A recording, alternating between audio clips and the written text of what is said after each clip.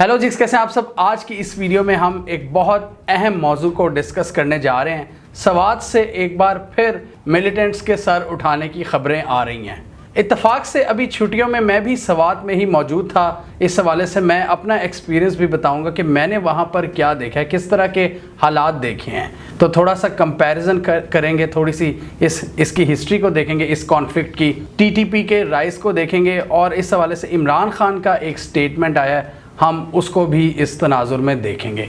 तो जो सबसे अहम खबर आई इस हवाले से, हमने देखा कि टीटीपी की झड़प हुई सवात के इलाके मटा के करीब सिक्योरिटी फोर्सेस के साथ। उसमें हमने देखा कि उन्होंने पाकिस्तान आर्मी का एक मेजर, एक हवालदार और एक लोकल डीएसपी उसको यरगमाल बनाया हुआ था। वो वीडियो उन्होंने रिलीज़ की और अल्हम्दुलिल्लाह लोकल जिरगे ने मुदाखलत की और जो तीनों हमारी सिक्योरिटी फोर्सेस के जवान थे बहिफाजत टीटीपी ने उनको रिहा कर दिया। ये ख़बर 9-10 अगस्त को आई है और 6 अगस्त का जो खाना था वो हमने मटा से ही खाया था।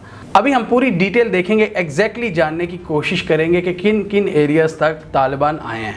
इसके अलावा सोशल मीडिया पर कुछ तस्वीरें भी गर्दिश कर रही थी जिनमें देखा जा सकता था कि टीटीपी के मिलिटेंट्स किस तरह आज़ादी से पहाड़ों पर घूम रहे हैं। ये सवात के जो आउटस्कर्ट्स हैं, जो वेस्टर्न साइड है सारी सवात के जो ऊंचे ऊंचे पहाड़ हैं, वहाँ पर मेनली वहाँ पर प्योचार वैली का नाम आ रहा है। और प्योचार वैली वो है जहाँ पर पाकिस्तान ने बड़ा ज़बरदस्त ऑपरेशन किया था 2010 में। ये लेफ्टिनेंट जनरल रिटायर्ड हारून असलम हैं, इन्होंने लीड किया था एसएसजीज का एक ग्रुप। और इनकी स्टोरी, ये कहानी आप सुन सकते हैं, यूट्यूब पे पड़ी होगी कि किस दिलेरी से इन्होंने दहशतगर्दों का मुकाबला किया था और उस पूरी वैली को क्लियर करवाया था दहशतगर्दों से। ये प्योचार वैली, और बड़े अफसोस की बात है, बहुत ही तशवीश की बात है कि एक बार फिर वहाँ पर ये मिलिटेंट्स सर उठा रहे हैं। ये अगर आप मैप पर देखें तो सवात वैली की जो वेस्टर्न साइड है वहाँ पर ये वैली आती है, प्योचार वैली। और अगर आप मज़ीद उसके वेस्ट पे जाएं तो दीर का रीजन आता है। ये पूरा, अगर इस डिवीज़न की बात करें तो ये मालाकंड डिवीज़न बनता है और दीर की ईस्टर्न साइड बनती है और सवात वैली की ये वेस्टर्न साइड बनती है, प्योचार वैली। इसके अलावा शुमाली वज़ीरिस्तान से भी एक दो बड़ी बुरी खबरें आई जिसमें हमने देखा कि पाक आर्मी के कॉन्वॉय पर अटैक किया गया टीटीपी की जानिब से और कुछ हमारे जो सोल्जर्स हैं वो शहीद हुए। और एक और इस हवाले से हमने डेवलपमेंट ये देखी कि जनरल फैज़ जो पेशावर कोर के कमांडर थे, जो बड़े अरसे से तालिबान के साथ मुज़ाकरात कर रहे थे, चाहे वो अफ़गान तालिबान हो, चाहे वो तहरीक तालिबान पाकिस्तान हो यानी टीटीपी, उन सब के साथ यही सारे मामलात को लेकर चल रहे थे। और उनकी भी तैनाती, उनका भी ट्रांसफ़र कर दिया गया बहावलपुर कोर में। इस दहशतगर्दी की नई लहर के ख़िलाफ़ हमने देखा कि मालाकंड डिवीज़न के लोग सड़कों पर निकल आए और उन्होंने अपना एहतजाज रिकॉर्ड करवाया, चाहे वो दीर का इलाका हो, चाहे वो सवात हो, चाहे वो शुमाली वज़ीरिस्तान। इन 3-4 जगहों पर हमने देखा कि पाकिस्तान के ये जो गयूर अवाम हैं, जो हमारे पठान भाई हैं, वो निकल आए क्योंकि वो ऑब्वियसली अब तंग आ चुके हैं। मैं भी अपना एक्सपीरियंस बताऊंगा कि मैंने क्या देखा, मैंने क्या महसूस किया उनसे बातचीत करके, सवात के लोगों से। हमने भी ये टीटीपी वाले इशू को काफ़ी कवर किया और पिछले महीनों में हमने 3-4 वीडियोस इस हवाले से बनाई थी। और हमने ये देखा था कि टीटीपी के इस वक्त जो मेन कमांडर्स थे वो अफ़गानिस्तान में भाग चुके हैं। जब पाक आर्मी ने ऑपरेशन किया था ज़रब-ए-अज़्म 2014 में 15 में, उसके बाद इनकी सारी लीडरशिप अफ़गानिस्तान भाग गई थी और बहुत बुरी तरह से इनको नुकसान पहुंचाया गया था। और फिर हमने देखा कि ये जबकि तालिबान की हुकूमत बनी है, अफ़गान तालिबान की, इनकी एक्टिविटी में तेज़ी आई है और पाकिस्तान ने बहुत सख्त मुतालबा किया है अफ़गान तालिबान से कि इनको कंट्रोल किया जाए। क्योंकि टीटीपी की अगर हम बात करें तो इनके जो मेन कमांडर्स हैं वो पाक अफ़गान बॉर्डर के साथ ये जो एरियाज़ है ना, पक्तिका और कुनड़ वगैरह, यहाँ पर इनकी प्रेजेंस है। और पाकिस्तान ने अफ़गान तालिबान को क्लियर पैगाम दिया था कि इनको रोका जाए या इनको बॉर्डर से दूर कर दिया जाए, मतलब अफ़गानिस्तान के अंदर इनको ले जाया जाए, ये बॉर्डर के एरियाज़ पर ये एक्टिव ना हों। क्योंकि अगर ये बॉर्डर के साथ वाले एरियाज़ में रहें तो फिर ये अटैक करते रहते हैं पाकिस्तानी फोर्सेस पर। तो ये तो हमने इन वीडियोज़ में क्लियरली देख लिया था। और इसी हवाले से कुछ डील्स हमारी टीटीपी के साथ भी हुई थी जिसमें अफ़गान तालिबान सालिस का किरदार अदा कर रहे थे और जनरल फैज़ इन टॉक्स को लीड कर रहे थे। और इस वक्त टीटीपी के मिलिटेंट्स का मालाकंड डिवीज़न में घुस जाना काफ़ी अंदर तक, जो कि पाक अफ़गान बॉर्डर से बहुत दूर है, ये बहुत तशवीश की बात है।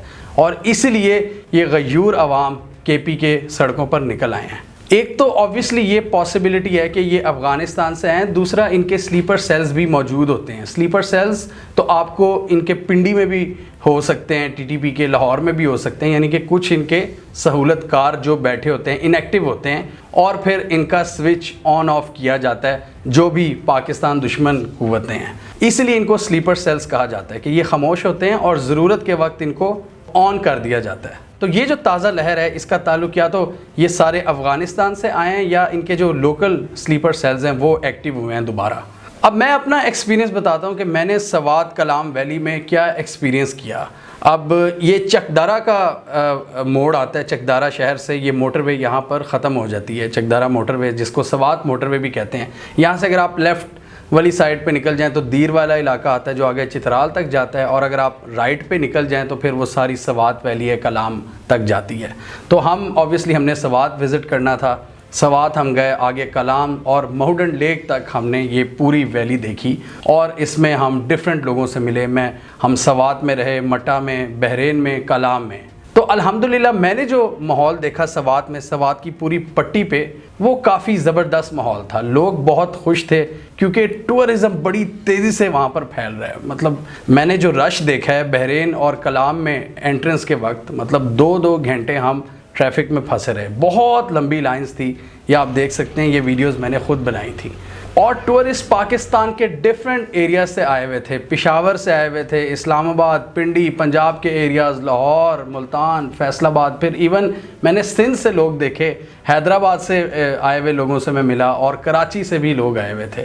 تو بہت زیادہ ٹورسٹ آئے ہوئے تھے، اسپیشلی یہ بحرین اور کلام میں، اور بڑا سین تھا۔ مطلب رات کے وقت تو یہ پورا اٹلی والا ویو دے رہے تھے، وہ وینس جو سٹی ہے نا اٹلی کا، جس کے ساتھ وہ دریا ان کے بہ رہے ہوتے ہیں اور ساتھ ساتھ ہوٹلز ہوتے ہیں وہاں پر، تو بالکل وہی سمام مجھے لگا، ایسا لگ رہا کہ ہم یورپ میں ہیں۔ تو بڑا زبردست مینٹین تھے یہ دونوں سٹیز، بحرین اور کلام، اور ٹورسٹ کی اسی وجہ سے ایک بہت بڑی تعداد تھی، اور کمرے نہیں مل رہے تھے کلام میں اسپیشلی۔ اور اوور آل جو ماحول تھا وہ بڑا زبردست تھا۔ وہاں پر میں نے بینکس دیکھے، اس سے ظاہر ہوتا ہے کہ اکانومی کتنی زیادہ چل رہی ہے۔ میری لوکل لوگوں سے بات ہوئی اور وہ بھی بڑا خوش تھے کہ روزگار بڑا اچھا چل رہا ہے، اور وہاں کی حکومت سے بھی وہ کافی زیادہ خوش تھے۔ ایک چیز میں نے بڑی انٹرسٹنگ وہاں پر دیکھی کہ پاکستان کے جھنڈے بہت زیادہ تھے، پاکستان کے جھنڈوں کے ساتھ ساتھ PTI کے جھنڈے بھی بک رہے تھے، اسلام آباد میں بھی بک رہے تھے، ہم نے دیکھا تھا، لیکن اسلام آباد کی انتظامیہ کو اب شاید آرڈرز آئے ہیں کہ PTI کے جھنڈے نہیں بکنے چاہیے پاکستان کے جھنڈوں کے ساتھ۔ تو وہاں پر تو سین ہی اور تھا۔ سوات کلام ویلی میں یہ جو جھنڈے والی دکانیں تھیں وہاں پر PTI کے فلیگز لوگوں نے بائکس پہ لگائے ہوئے ہیں، وہ جو چھوٹے والے جھنڈے ہوتے ہیں۔ ان شارٹ وہ حکومت سے بہت زیادہ خوش تھے، اور 3 چیزیں مجھے نظر آئیں جس کی وجہ سے وہ خوش تھے۔ ایک تو روڈ نیٹ ورک، وہاں کی سیکیورٹی کی سچویشن، اور دوسرا یہ جو ٹورزم وغیرہ ہے، اور جو صحت کی سہولیات جو PTI گورنمنٹ نے لانچ کی ہیں، یہ احساس پروگرام اور ہیلتھ کارڈ وغیرہ، اس سے لوگ بہت زیادہ خوش نظر آئے مجھے۔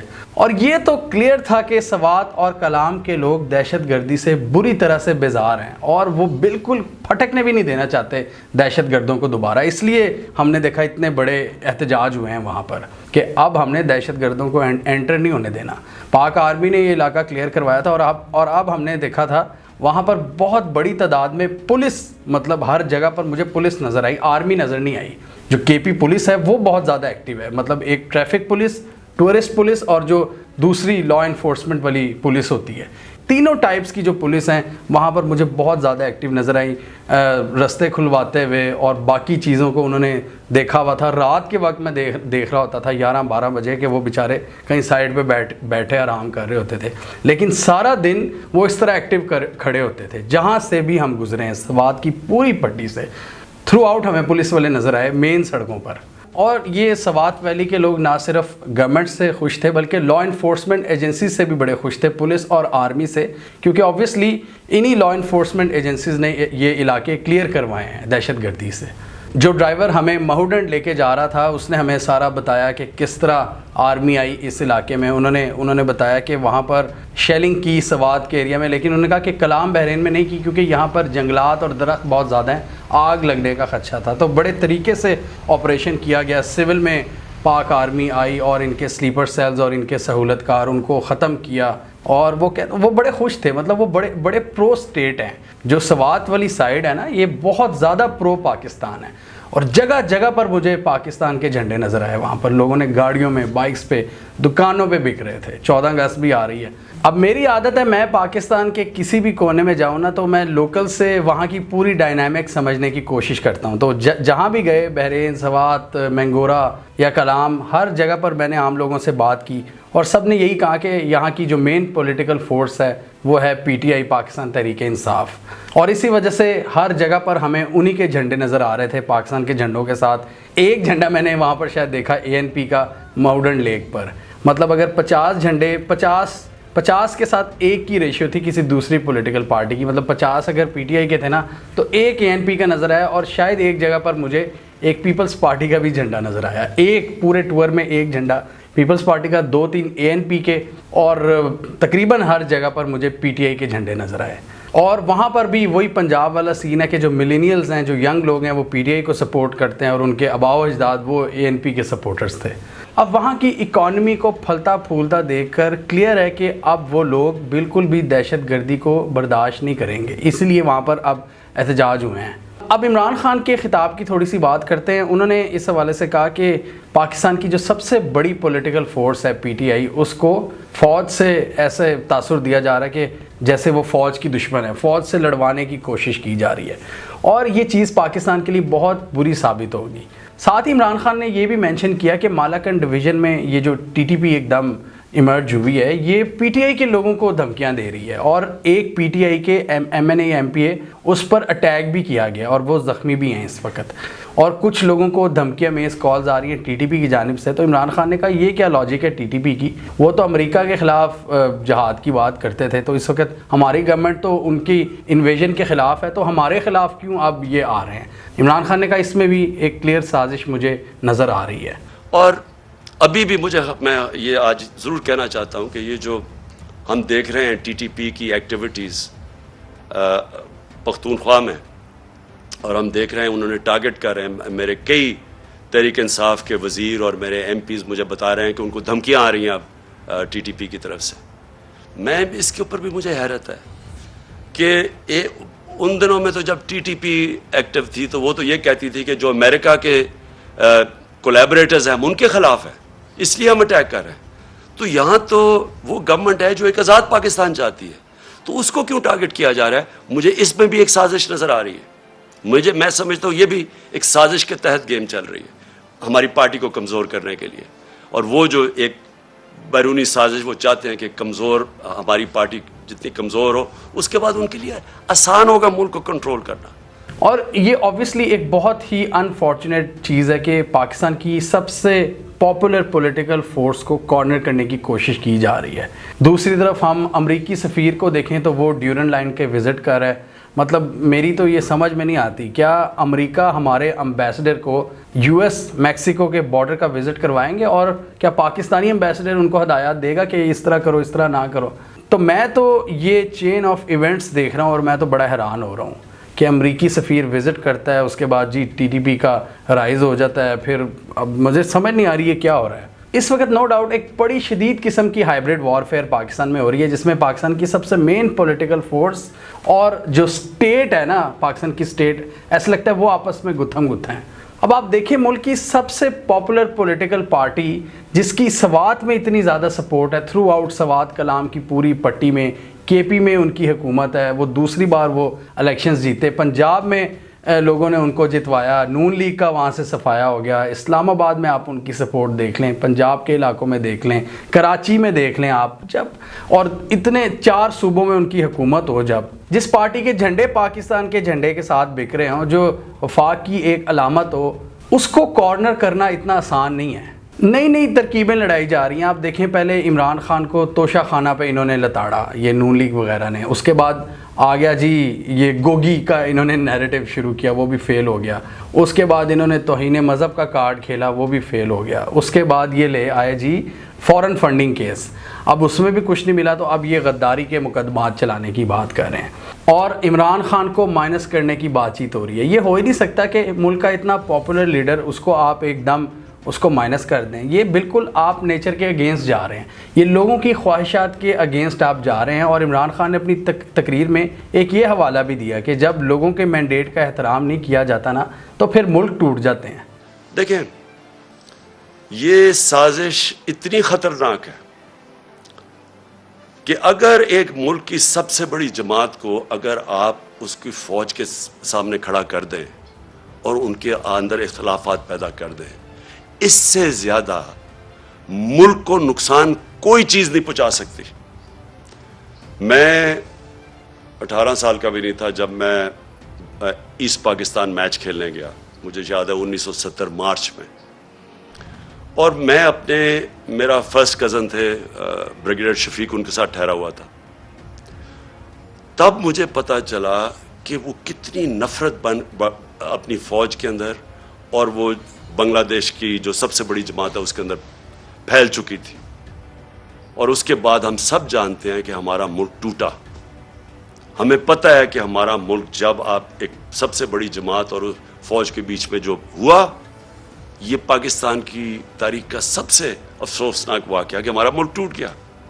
آج وہی کوشش کی جا رہی ہے۔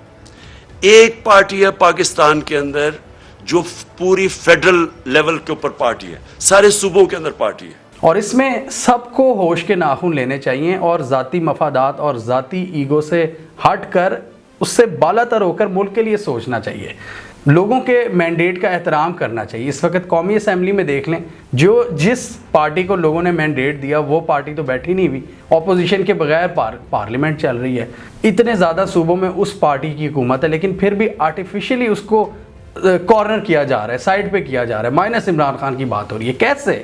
کیسے ہو سکتی ہے یہ چیز؟ عوام کی ول کے اگینسٹ کیسے جایا جا سکتا ہے، یہ سمجھ نہیں آ رہی اسٹیٹ میں بیٹھے کچھ امپورٹنٹ لوگوں کو، کیونکہ ان کا پھڈا ہو گیا عمران خان سے۔ اور اسی لڑائی کی وجہ سے پاکستان کو اکنامکلی، اسٹریٹجیکلی اور سوشلی بہت زیادہ نقصان ہو رہا ہے۔ اکانومی آپ دیکھ لیں ہماری کہاں پر کھڑی ہے، مہنگائی کی صورتحال آپ دیکھ لیں، ہمارے اسٹریٹجک معاملات کو دیکھ لیں، دوستوں ہمارے ریجن میں ہمارے تعلقات اتنے زیادہ بگڑ گئے ہیں، چائنا آپ کو باتیں لگا رہا ہے، اس وقت صرف ایک ملک نظر آ رہا ہے، امریکہ بادر، اس کا سفیر ہر جگہ پھر رہا ہے، کبھی وہ کراچی جا رہا ہے، کبھی وہ پاک افغان بارڈر جا رہا ہے، کبھی وہ کدھر آ رہا ہے، کبھی ان کا کوئی نمائندہ آیا ہوتا ہے، صرف ایک سفیر ایک ملک کا نمائندہ ایکٹیو ہے اور وہ ہے امریکہ بادر، باقی کسی ملک کا، مجھے دوست ملک کا کوئی سفیر یہاں پر ایکٹیویٹی کرتا نظر نہیں آ رہا۔ جمہوریت ہے اس وقت پاکستان میں، جمہوریت کا سسٹم ہے۔ جمہوریت میں کیا ہوتا ہے؟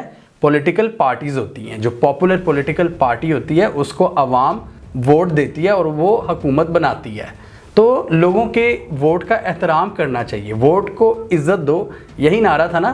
تو اگر جمہوریت کا نظام ہے، مطلب اسلامک ریپبلک آف پاکستان جس کو ہم کہتے ہیں، اگر آپ نے جمہوریت کا نظام نہیں رکھنا تو پھر رکھ دیں یہاں پر سپریم لیڈر والا سسٹم، یا تو سعودی عرب کی طرح کنگڈم ہو، یا ایران یا نارتھ کوریا کی طرح ایک سپریم لیڈر رکھ دیں جس کی ہم ساری بات مانتے جائیں اور اس کے خلاف کوئی بات نہیں کرے گا، اس کے خلاف جو بھی بات کرے گا اس کو جیل میں ڈال دیا جائے گا۔ لیکن آپ اس وقت جمہوریت میں رہ رہے ہیں، جمہوریت میں لوگ بولیں گے، اگر آپ یہ ایکسپیکٹ کرتے ہیں کہ لوگ بالکل بھی نہ بولیں تو یہ نہیں ہو سکتا۔ جہاں پر لوگوں کا مینڈیٹ چرایا جا رہا ہے، جہاں پر رجیم چینج کیا جا رہا ہے، اس کے بعد بدترین مہنگائی کی جا رہی ہے، لوگوں کے گھروں پر چھاپے مارے جا رہے ہیں بغیر وارنٹ کے، اور اوپر سے پھر غداری کے مقدمے بھی بنائے جا رہے ہیں، اور اس پر آپ کہتے ہیں کہ لوگ نہ بولیں، چوروں کو مسلط کر دیا ملک پر، کرپشن کھلے عام جاری ہے اور لوگ چپ کر کے بیٹھ جائیں۔ مطلب لوگ اتنے بے حص ہو گئے ہیں، کیا لوگوں کو آپ نے اپنے جیسا سمجھ لیا ہے کہ اگر آپ بے حص ہیں تو کیا ہم بھی بے حص ہیں؟ ہم بے حص نہیں ہیں۔ اور اس طرح ملک کی سب سے پاپولر پولیٹیکل فورس کو ختم کرنے کی کوشش، ایسا ہو نہیں سکتا۔ آپ کسی بھی طاقت کے ذریعے ایک آئیڈیالوجی کو دبا نہیں سکتے، آپ لیگل یا ایلیگل مینز یوز کر کے اس کو ختم نہیں کر سکتے۔ کچھ مایوس باتیں ہو گئی ہیں، لیکن اینڈ پر ایک امید کی میں بات کروں گا، ایک ہوپ کی بات کروں گا۔ پاکستان کو میں نے پہلے بھی بڑا دیکھا ہے، میں بلوچستان گیا ہوا ہوں، گلگت بلتستان گیا ہوا ہوں، میں کشمیر گیا ہوا ہوں، اس بار میں نے سوات ویلی کا وزٹ کیا، کلام کا مہوڈن لیک تک، اینڈ تک، جو کہ ایون گلگت بلتستان کو ٹچ کرتی ہے وہ جگہ جہاں تک ہم گئے تھے۔